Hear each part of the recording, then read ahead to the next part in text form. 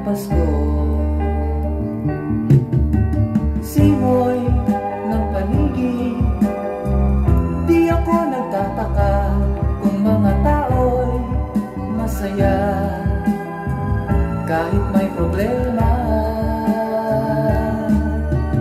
Ang Paskong aking nagisnan nung bata pa, salamat na lang at hanggang ngayon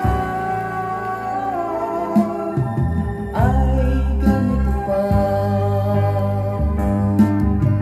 Minsa'y nag-iisip kapag nag-iisa, pagsasama-sama kaya natin mag-iiba dahil sa takbo ng panahon.